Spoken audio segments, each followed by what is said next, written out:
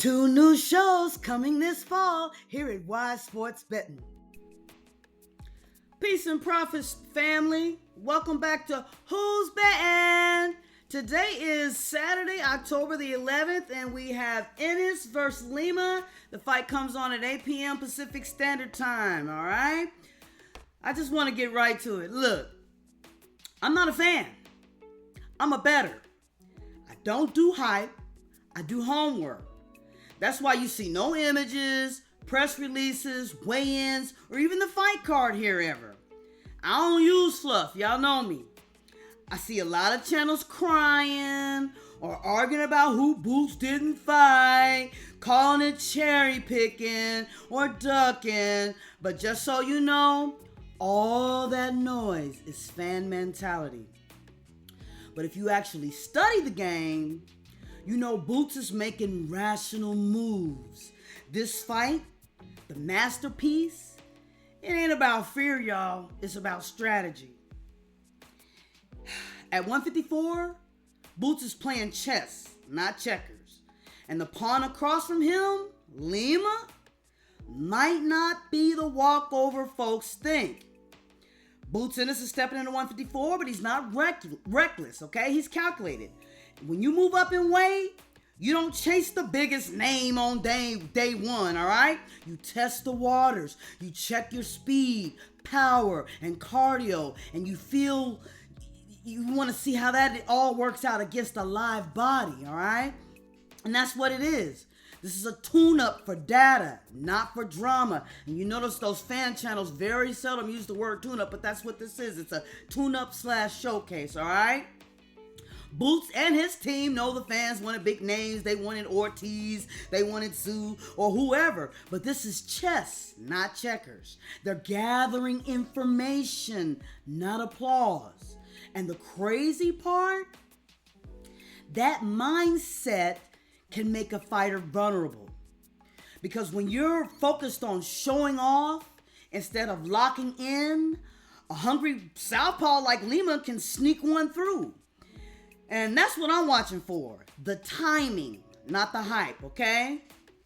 So once the talking stops and the gloves start flying, here's what matters to people who read fights, not react to them. Here's my number one. Tempo. If Boots is trying to prove his power at 154, he'll plant his feet and throw heavy early, y'all, okay? And that's good for Lima. He times pressure, not patience, okay? My number two is body language.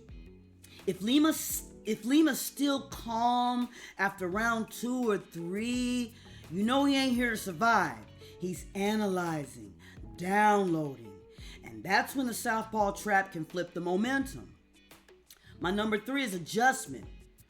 Real fighters adapt mid-fight, okay? If Boots start mixing angles, jabbing the body, that's control. If Lima keeps the left hand sneaky and Boots keeps chasing highlight shots, that's ego. I'm not betting emotion. I'm betting evolution. Who learns faster in there? To me, that's the edge.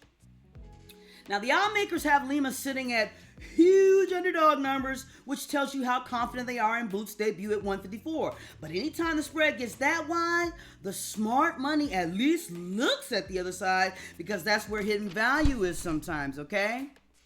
If you're someone who studies rounds instead of names, this fight has that sharp eye feel, especially if you're going for the live, all right?